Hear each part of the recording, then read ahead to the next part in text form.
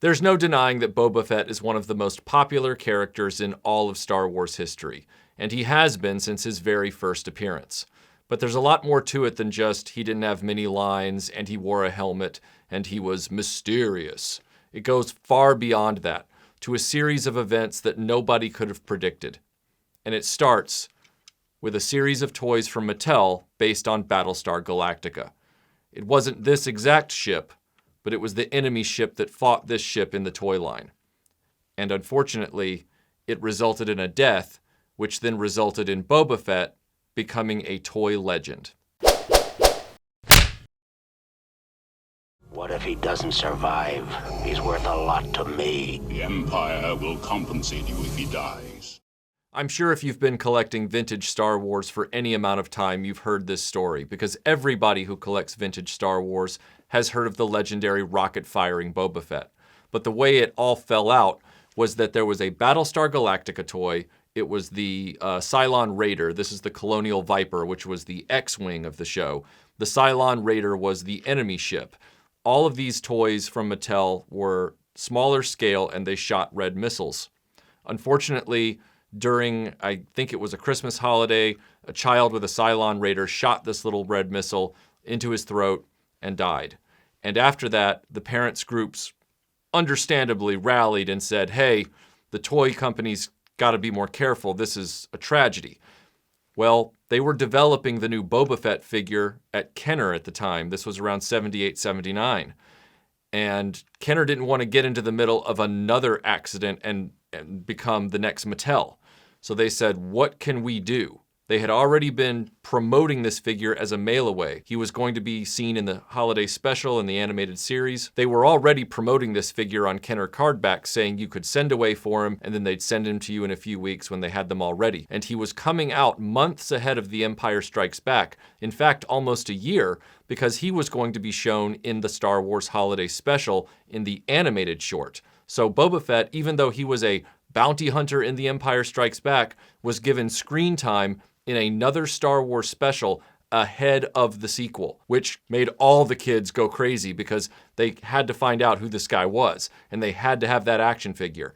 And one of the big selling points of this action figure was not just his cool Star Wars armor, not just the fact that he was a mysterious bounty hunter. He fired a missile from his jetpack. Unfortunately, when it came time to ship the Boba Fetts to kids across the country, Kenner had come to the conclusion that there was no safe way to guarantee that the rocket firing feature wouldn't accidentally injure a child, and so they deleted it from the figure.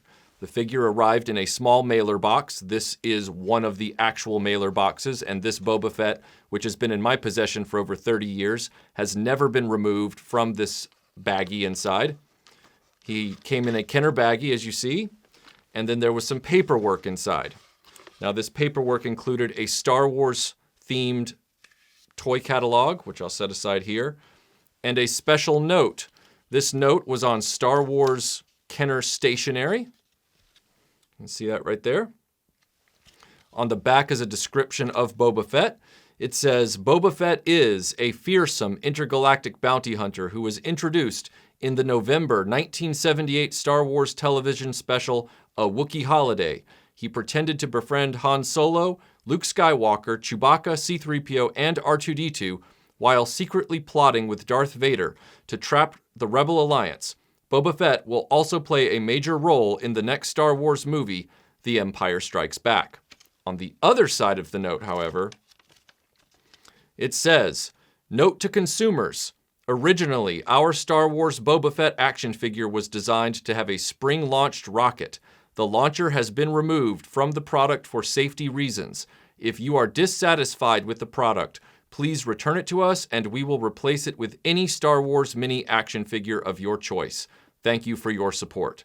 So if by some unfathomable reason the child was unsatisfied by not having the launching rocket, I assume they could trade it up for Snaggletooth or Walrus Man or another Luke Skywalker.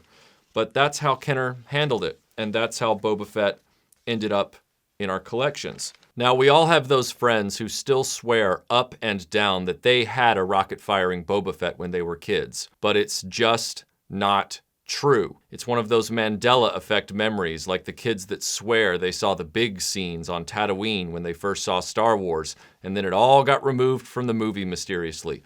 But they saw them, and they didn't, and we know it because it's all been documented. And similarly, the rocket-firing Boba Fett has been well documented because there are only a handful of prototypes that exist, and they are legendary within the Kenner Star Wars collector circle.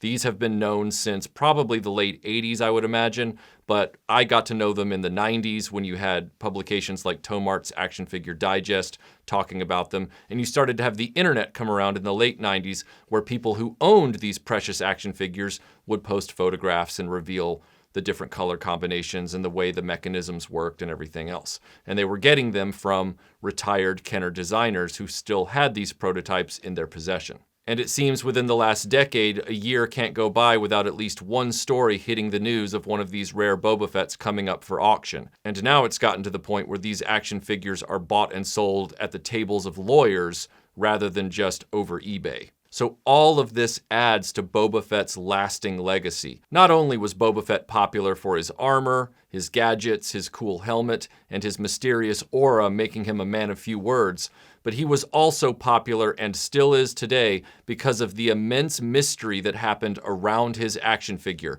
the events of which Kenner had nothing directly to do with, but they were indirectly affected by it. And that meant that the Boba Fett figure, which had been heavily advertised to kids across the country for months, showed up completely different in many ways from what Kenner was hoping to deliver on.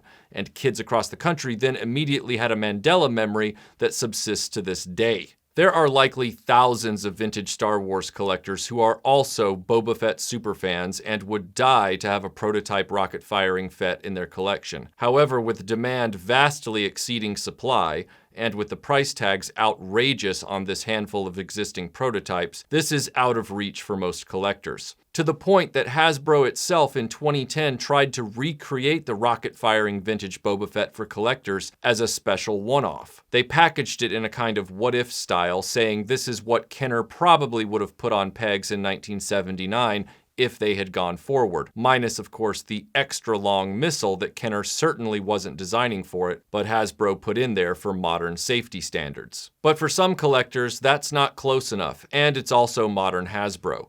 And that's where Procustomfigures comes in.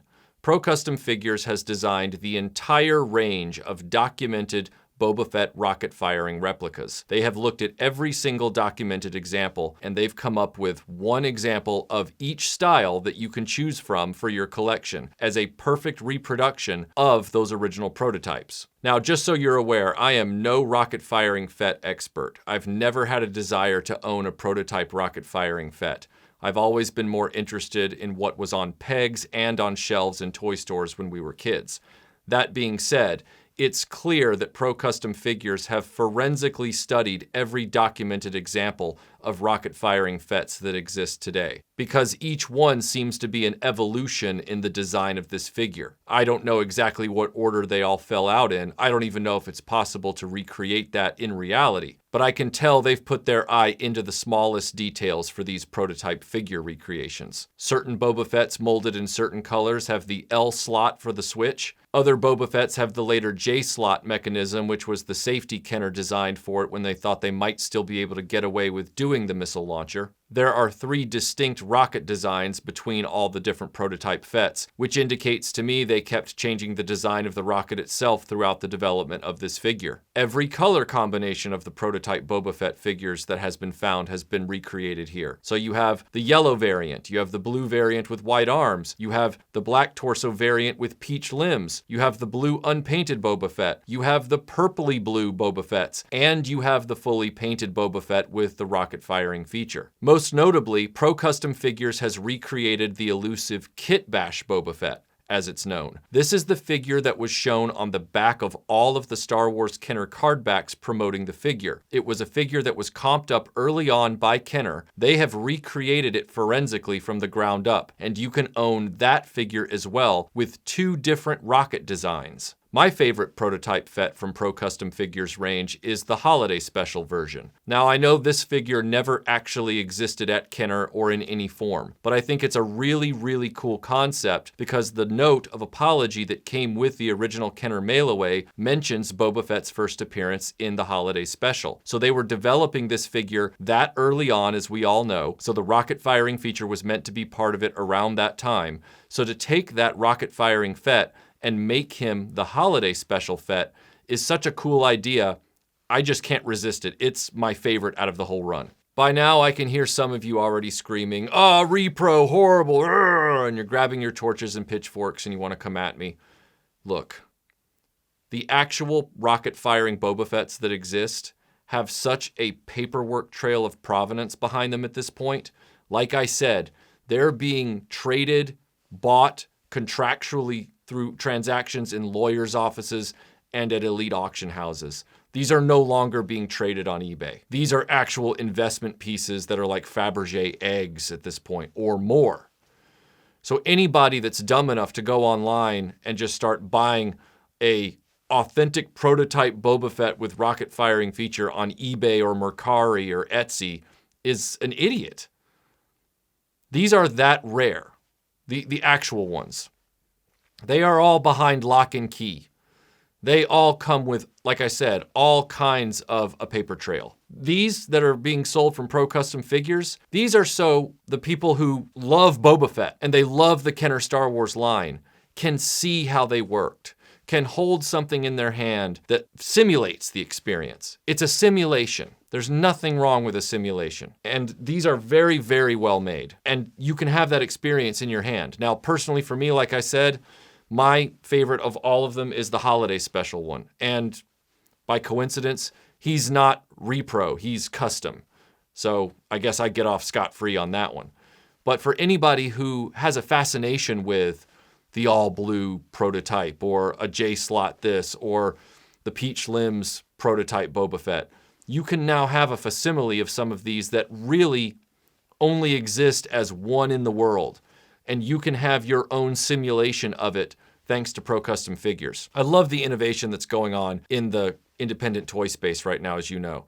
I love everything that everybody is attempting to do that's actually getting to customers, and that's the important part. Anybody who's working in good faith right now, I got no issue with. And Procustomfigures have been around for several years now. They're doing amazing work. They've got a whole new round of Rebel pilots coming up, which I can't wait for. These are really, really nice figures. And if you are into having some kind of prototype simulation to display with all of your Kenner figure runs, you can't do better than these. They're amazing. Now, just so you're aware, these figures are done up in the same way as the original prototypes that exist. So they're pretty close. So if you go for the painted Boba Fett, the one that was closest to being final, he has the color scheme of more of the Hong Kong Boba Fett and not the Taiwan Boba Fett. Probably because the Hong Kong Boba Fett was the most numerous one produced, so I'm sure that was the safe bet to go with when creating the fully painted prototype from this run. So if you have some pipe dream of having like a Taiwan or a tri-logo Fett with a rocket firing feature, that's not in this series. The quality on these figures is just like Kenner in many respects. They have good tight limbs, good tight head and neck joint. There's nothing wonky about any of them. They display very well. They fit on star stands for vintage Kenner figures, so the holes in their heels are exactly the same size as the Kenner ones. There's nothing really I can complain about with these figures. Like I said, I'm not really a Boba Fett rocket firing prototype guy, and I got the Holiday Special one probably over a year ago and then decided to jump in and just get the rest just to see what they looked like. And they really are nice. I don't see myself ever like carving out a space to display all of them, but I display my Holiday Special one. But some guys out there who I've met, and some of which are friends of mine, they are obsessed with the prototype Fetts. They are obsessed with the rocket firing lost Boba Fett. And they're obsessed with Boba Fett. The number of people that just focus on collecting as many vintage Boba Fett figures out there as they can is part of the reason that the vintage Boba Fett figure from Kenner is worth so much stupid money right now in the basic form, even though he was one of the most produced figures in the whole line. Boba Fett has a cult behind him. I don't mean that in a negative way, but I do mean that in a rabid fanboy way. And the only way to satiate that fanboy hunger for the prototype rocket-firing Boba Fett is Pro Custom Figures.